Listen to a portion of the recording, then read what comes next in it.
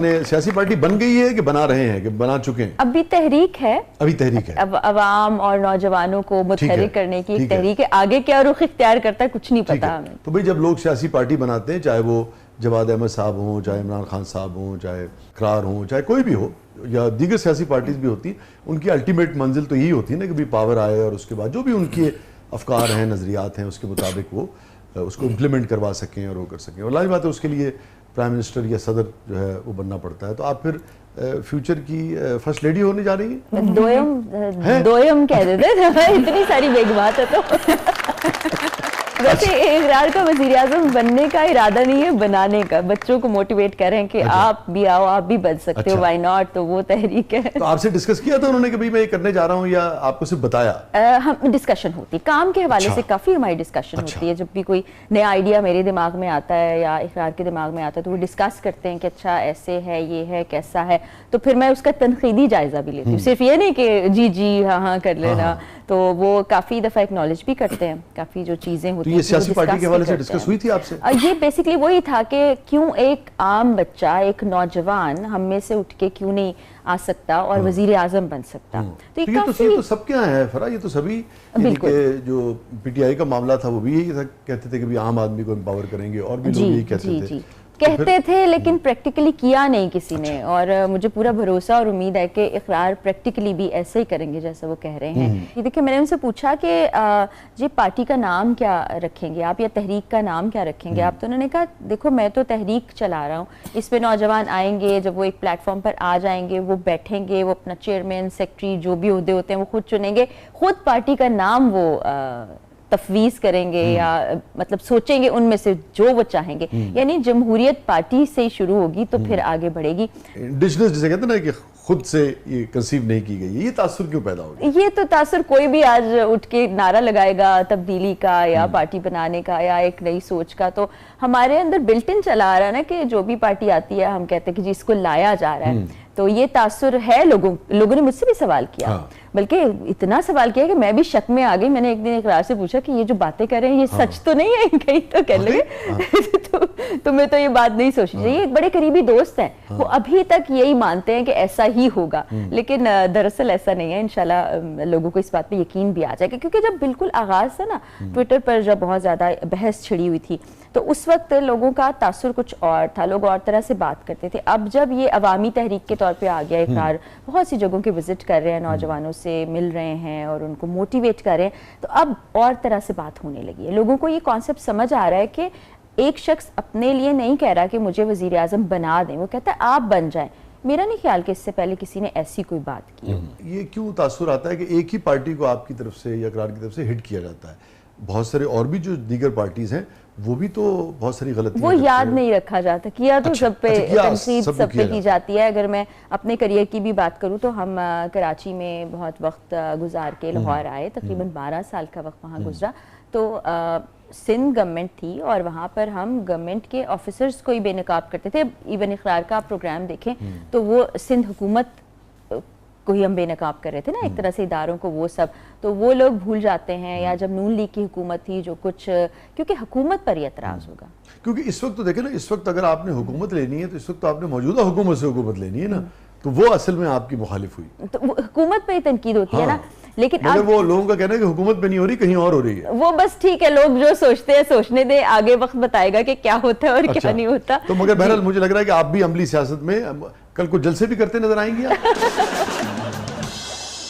تقریریں تو کی ہیں کالج میں، یونیورسٹی میں، تو تقریر کرنا مشکل نہیں ہے، لیکن سیاست سے ریلیٹڈ تقریر میرا نہیں خیال. ویسے کسی چیز سے مجھے کسی بڑے نے یہ سکھایا تھا کہ یہ کبھی بھی نہیں کہنا چاہیے کہ 100% ایسا نہیں ہو سکتا، کیونکہ بعض اوقات انسان کو اپنے ذہن کا اور اپنے قسمت نصیب کا بھی نہیں پتا ہوتا. میری چاہ اور ارادہ ایسا نہیں ہے، لیکن یو نیور نو. وہ جو بریک پہ جانا ہے، میں چاہوں گا کہ جو آپ کا سفر تھا انویسٹیگیٹو جرنلزم کا ایز اے جرنلسٹ کے طور پہ، اس میں کون سی ایسی چیز ہے جس نے آپ کو بہت زیادہ ڈسٹرب کیا، یا کوئی ایسا تجربہ جو آپ سمجھتی ہیں کہ آپ کے حافظے میں رہ گیا اور لوگوں تک پہنچنا چاہیے، جس سے لوگ سیکھ سکیں، اپنی اصلاح بھی کر سکیں، کسی حوالے سے اسے روک بھی سکیں؟ تو وہ بھی شیئر کیجیے گا. دوسرے یہ بھی بتائیے گا کہ آپ سینئر تھیں یا اقرار سینئر تھی؟ یہ جو ہمارا یہ جو اسٹنگ آپریشن والے اور اس طرح کے جو اقرار کا پروگرام ہی پہلے شروع ہوا تھا، پھر اقرار کو. اور آپ ان سے کتنی جونیئر تھی پروگرام میں؟ ہاں मोर और लेस कुछ मार्क का फर्क होगा। अच्छा अच्छा अच्छा हाँ जी। अच्छा प्रोग्राम पहला उन्होंने ਦਾ ਸ਼ੁਰੂ ਹੋਇਆ ਸੀਨੀਅਰ ਇਹ ਸਨ। Stay with us नाज़रीन, कहीं नहीं जाइएगा, थोड़े देर वक्फे के बाद वापस आते। देखो ख़वातीन ना सिर्फ बेहतर होती हैं, सीनियर नहीं होती हैं, ध्यान में रखिए आप। ਇਹ ਤੁਸੀਂ ਆਪਣੇ ਦਿਲ ਨੂੰ ਮੁਤਮਿਨ ਕਰ ਰਹੇ ਹੋ। वो बेहतर होती हैं, सीनियर नहीं होती हैं आपके घर में। वो एक बड़ा खूबसूरत जुमला है, औरतें खूबसूरत होती हैं या बहुत खूबसूरत होती हैं। नहीं बिल्कुल ठीक बात है, कोई शक नहीं। नाज़रीन stay with us, कहीं नहीं जाइए। छोटे से वक्फे के बाद वापस आते हैं। हमारे साथ मौजूद हैं बहुत ही टैलेंटेड खातून मोहतरमा फराह इकरार साहिबा। आप देख रहे हैं ज़बरदस्त प्रोग्राम के अगले मरले में आपके लिए बहुत कुछ है। वेलकम बैक नाज़रीन, ज़बरदस्त में एक बार फिर खुशामदीद। और फातिमा साहिबा क्या है प्रोग्राम के इसमें? जी शाह जी, फराह साहिबा हमारे एक प्रोग्राम में सेगमेंट है, उसका नाम है मेरा कुछ सामान। तो ये जादुई पिटारा आपके सामने मौजूद है, देखते हैं आपके लिए क्या निकालता है। ये फरमाइए कि ये सेगमेंट की तरफ बढ़ते हैं जो फातिमा ने अभी अनाउंस किया, मगर ये बताइए कि मैं जानना चाहता था कि कोई ऐसी याद, कोई ऐसी चीज़ जो आप समझती हैं कि लोगों तक पहुंचनी चाहिए, पहले आपने शेयर न की जिससे लोग सीख भी सकें। बिल्कुल। मैं ना जो आजकल की बच्चियां हैं और जो ख़वातीन हैं उनसे एक ख़ास बात कहना चाहूँगी कि मोहब्बत एक बड़ा प्यारा जज्बा है, लेकिन जो इंसान आपसे मोहब्बत का दावा कर रहा है ज़रा उसको जांच परख लें।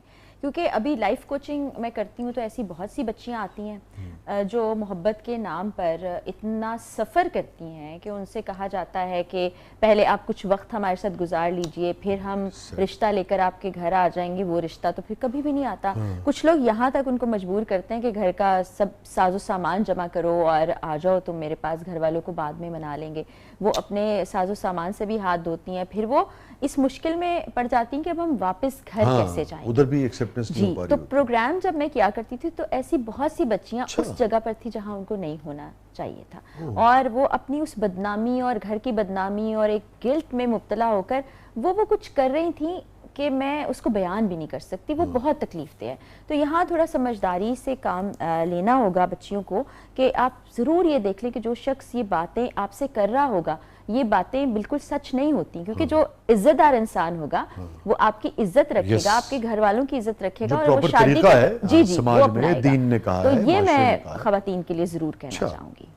ये आपने ख़ास तौर पे इसका जिक्र किया, इसका मतलब है कि आपके मुशाहिदे में और तजुर्बे में और आपके हाफजे में कुछ ऐसी चीज़ें हैं जिसने बहुत ज़्यादा आपको डिस्टर्ब किया है, क्योंकि बहुत से केसेस इसी से रिलेटेड आते हैं जहाँ पर मोहब्बत में धोखा खा के बच्चियाँ ज़िंदगी में वो कदम उठा लेती हैं जो कि फिर उनकी समझ से भी बाहर हो जाता है और उनको ज़िंदगी मतलब आप सोचे 360 एंगल चेंज हो जाती है और वो बड़ी मिजरेबल लाइफ गुजार रही होती है। बाज़ औक़ात घर वाले भी अना का मसला बना लेते हैं। बल्कि मुझे यहाँ से एक केस भी याद आ गया, दुआ ज़हरा का केस, जहाँ पर मैं कहती हूँ कि उनके वालिद साहब ने जितना फर्मली खड़े होकर अपनी बच्ची का साथ दिया और वो इस बात पर बिल्कुल 100% खड़े रहे कि मेरी बच्ची को वरगलाया गया है, उसको बहकाया गया, मैं उसको वापस लेकर जाऊँगा। वापस लेकर गए और आज वो बच्ची खुश व खुर्रम अंदाज में अपनी ज़िंदगी गुजार रही है। ये आपने फ़रा बड़ी अहम बात की।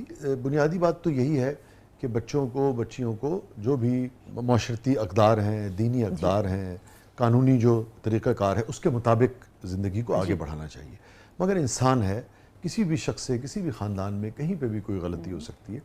तो मेरे ख्याल में उन ख़ानदान वालों को भी अपने बच्चों को ये ज़रूर इतना कॉन्फिडेंस देना चाहिए, सिखाना चाहिए कि खिलाओ सोने करने वाला। देखो उनको पता होगा भी बहुत मोहब्बत करते हैं और हमने गलती हुई, मगर उनको ये पता होना चाहिए कि हमने गलती की है तो हम जाके अगर वापसी का दरवाज़ा बंद नहीं होगा कभी भी हमारे उसका। अब बच्चों से दोस्ती करें आप। बच्चों को अब वो ज़माना नहीं रहा कि आप रोप में रखें या उनसे बहुत डिस्टेंस क्रिएट कर लें। जैसे पहले होता था ना कि वालिद घर आते थे तो बच्चे खौफज़दा होते थे, माँ ने एक खौफ बिठाया होता था, वो कमरों में बंद हो जाते थे।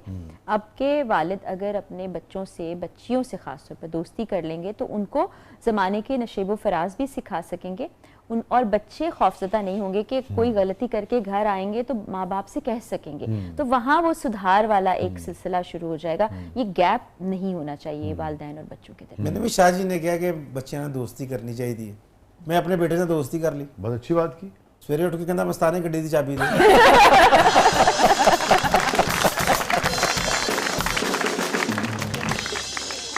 बच्चों को अपना एहतराम तो किसी भी सूरत में ਇਹ ਗੱਲ ਨਾਲ ਇਹ ਵੀ ਕਹੀ ਜਾਓ ਨਾ ਬੱਚਾ ਸਿਰਫ ਮੈਂ ਤੇ ਤੁਹਾਡੀ ਮੰਨ ਕੇ ਗਿਆ ਸੀ। नहीं। یہ تو وہ آئے گا تو میں کان کھینچوں گا اس کی. یہ تو بڑی غلط بات ہے. جس نوعیت کا پروگرام اقرار کر رہے تھے اسی نوعیت کا پروگرام آپ کر رہی تھی. کچھ عرصے کے بعد آپ نے کہا کہ آپ نے بھی وہ شروع کیا.